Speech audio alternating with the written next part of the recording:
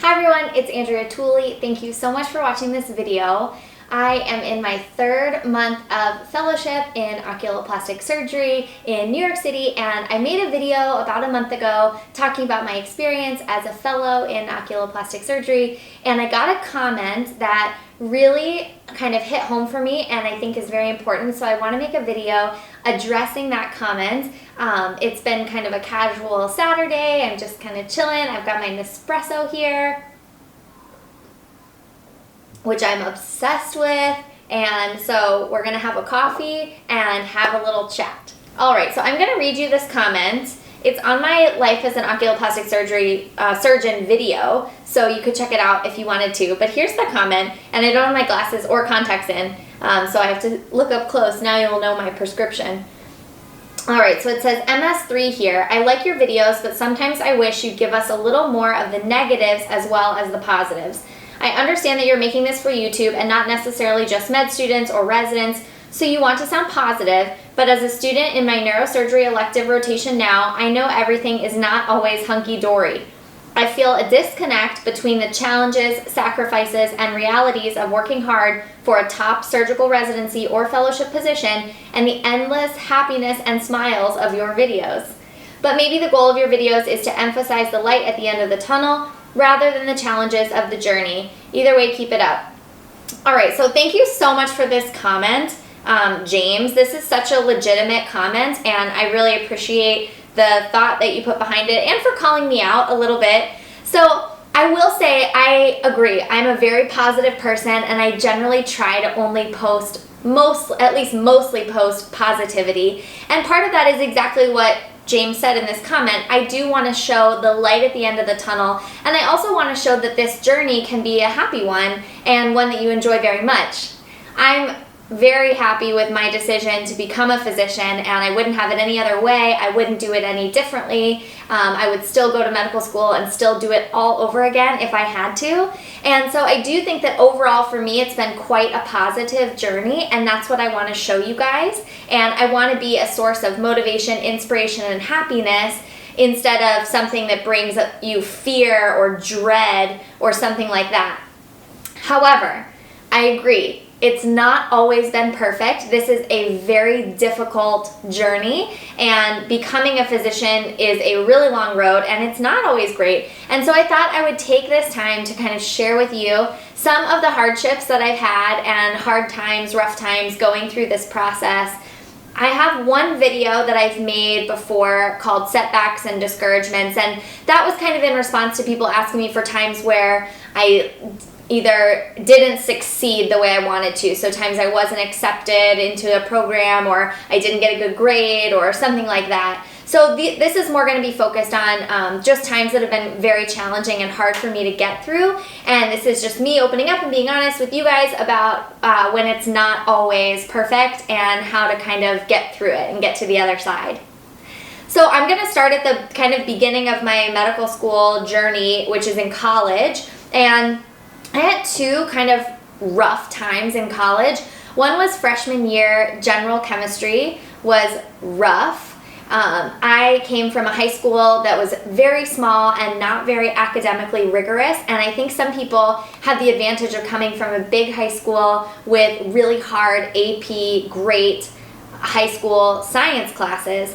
And so general chemistry was a complete shock, tons of new information for me, and it was really hard. And I was in a huge lecture hall with a ton of other students, and I remember sitting in class like feeling very frustrated when I didn't understand a concept and the professor was moving on without me. You know when you suddenly are lost and then they keep going and then you're like, oh gosh, I'm never going to catch up to where they are, so screw this. Or you get really frustrated and just like don't want to continue. I would have those times where I would kind of hit a wall in class and be like, forget it, it's over, I'm like already way behind, I don't understand anything. And I just remember feeling so incredibly frustrated with chemistry and then studying really hard. And I think I got an A- first semester and a B+ second semester. And that was like one of the lowest grades that I got in college, and that was really hard for me to come to terms with. because I studied so hard. But that class, I'm not going to lie, was a major challenge, and I was quite unhappy many times studying for that. Okay, so every time I share a bad memory, I get a sip of coffee to kind of make me happy again.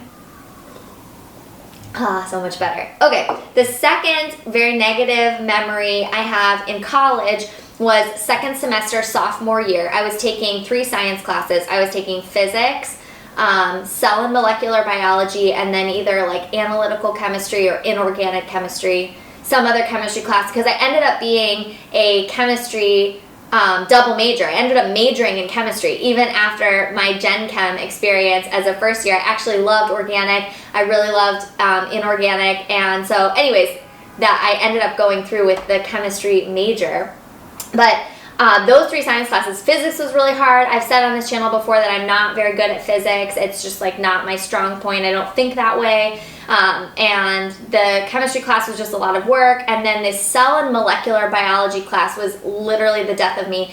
This class was notorious for destroying your GPA. It was the most nitpicky, like essay type questions on exams. And I remember practice writing essay responses. Like I would handwrite like DNA synthesis in prose, because that's how ridiculous this class was.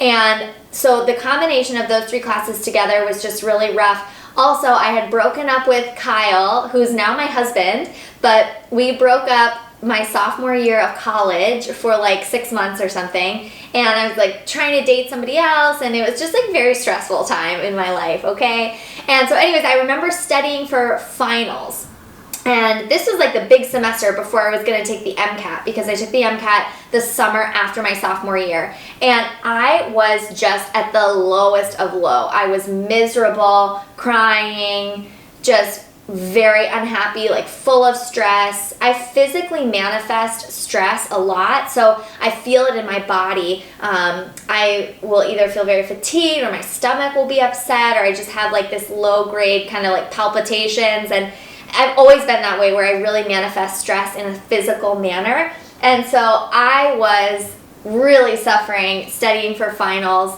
my second semester of sophomore year. But even after freshman year Gen Chem, second semester sophomore year, you get through that all, and then junior and senior year were absolutely amazing, like the greatest college experience ever, and so it was totally worth it. But those times are tough, and I think you just really have to remember the end goal. I had girlfriends who were there for me. I studied with my girlfriend Vanessa, who's been on this channel before. She and I studied that semester. I remember being with her studying for the finals, like 12 hours a day, 5 days for like many days straight. And Vanessa, my whole life I couldn't get through it without her, but that was one moment, like for sure, she helped me through. And so you kind of lean on your support system, you remember the light at the end of the tunnel, and generally these difficult times are quite short-lived, especially if it's around academic stress in your journey to becoming a physician. They don't last forever, and so you just have to push through to the next spot. And I'll continue to stress that you always have to be doing these self-checks with yourself, because there's like the normal amount of, not depression, but kind of sadness and displeasure, unhappiness that goes with having to study 12 hours a day. And then there's actual psychological illness and actual depression that needs to be treated by a professional. And so you need to take care of yourself and understand kind of where you're falling on that spectrum and when you need to get help, because I think it's easy, the amount of pressure we put on ourselves and how type A we all are, and how much pride we have, and how disciplined we are with ourselves and hard we are on ourselves. It's easy to kind of cross the line and not get the help that you need, and that is a huge problem in the medical community. And so really make sure and take care of yourself, you guys, okay? Okay, so I get another sip of coffee for that. All right, so the next challenging, really sad, terrible time was in medical school, and it was second semester of first year of medical school. I bought a house in Indianapolis, and I rented out the rooms to all my girlfriends, and the rent paid for my mortgage during medical school, which actually ended up being a great financial decision. But in order to rent out all the bedrooms and make a little extra cash, I decided to live in the basement for one semester. And the basement was unfinished and freezing cold. This was the winter in Indianapolis. The basement had one tiny window and was not fire safe. Like, this was a terrible decision. And so there was no light. It was dark, kind of like wet and gross and just terrible. Like, this was the worst decision ever. But I was like 23 or something, and so thought that it was a good decision to make a little extra money by not living on the main floor of the house and letting that be rented out. So I remember being in this dungeon studying. I was also taking physiology, which was my most challenging class of medical school. I think I got a high pass, barely. And my medical school was honors, high pass, and pass. And I think I barely got a high pass. Anyways, I know I didn't do very well, and the amount that I was studying, I just was not cutting it on the exams. I just didn't get it. And so I was really sad, and a lot of my girlfriends were doing things. I think I had to miss like a couple family events, and it was all compounded by winter and like a component of seasonal affective disorder without getting good light and being in this like gross basement and just being alone. Also, by second semester of first year of medical school, I really had stopped going to class. And so it was more efficient to study at home, but that meant that I was having like zero social interaction throughout the day. I was in this dungeon, and occasionally I would leave and go to Starbucks to study or go to the library to study or whatever. But I think that I was so focused on like must get good grade that I couldn't see beyond that, and I sacrificed my own happiness by not just going to class to get the social interaction, even if it was less efficient, and making sure to actually take care of myself, like exercising enough and whatever, because I was so focused on thinking like I don't have time to do anything except study. And that semester was a huge lesson for me because that was my worst semester grade-wise. I did the worst. And I really think it's because I was so intense on getting the best grades that I wouldn't take care of the rest of my life. And so you have to have that balance, or else you're not even going to do well in school. And that happened to me. So that was another really rough time. Another sip of coffee for that. Okay, phew. All right. Now, residency, I loved. I absolutely loved residency, but that's not to say that there weren't many challenging times. Residency is very stressful in a completely different way, because now suddenly you're taking care of patients, and there's patients who depend on you, and you have this new sense of responsibility that you've never had as a medical student, and that stress can really affect you. And it definitely did for me. I had so many breakdowns where I just had to cry on Kyle's shoulder and just release some of that physical stress and that emotion that builds up. And there weren't ever like big set blocks of time that were really sad during residency, but there were many days that were suboptimal. And either days where I was just really stressed or days where I didn't do well. I felt like I didn't perform well on whatever rotation I was on, or anything like that, studying for our board exams, our kind of in-training exams, all kinds of times like that where you just cry, and the days are hard, and the days are long, and you're exhausted. And also, I think I've talked about this in videos before, but being on call as a first-year ophthalmology resident destroyed me. It was really hard on me. And I think, again, it goes to that physical manifestation of stress. So even though I didn't necessarily feel stressed in my head, I think the fact knowing that my pager could go off anytime, I couldn't sleep well. I used to like wake up from sleep like gasping in the middle of the night. That happened my entire first year, and I thought I had sleep apnea or something, and then never again, like completely stopped. After first year was over, it was over. So I could feel this like higher level of cortisol running through my body for an entire year. I just didn't feel healthy. I wasn't working out very well. I wasn't sleeping very well. And it was just a stressful, rough year. Even though I loved it and I was happy for the day-to-day, the underlying kind of vibe of the whole year was of this just like low-level stress, anxiety, and a little bit of unhappiness. And it wasn't enough to ever turn into something that made me feel negatively about my experience. I loved all of it, even first year. But thinking back, like that was a hard year, just kind of the challenges of first year. And I think that that's true for every single first year of residency. It's just a complete change, and every year gets better, but that first year of residency, man, it's rough for everyone. Okay, last sip of coffee. Oh, it's so good, you guys. It's so good. All right, so the last kind of struggle would be during fellowship. And I'm only 3 months into my fellowship, but I'll tell you what, you guys, it's hard. Plastic surgery is hard. And there's so many little surgical techniques, and I want to learn the right technique, and I want to be good with my hands, and I want to be an excellent surgeon. And it's not easy. There's certain things that I really struggle with. I struggle with nasal anatomy and understanding the nose, and whenever we have anything like involving the nose, it's very difficult for me. And I have been feeling frustrated and feeling like I'm not good enough and feeling like I have so much to learn and like I'm way behind.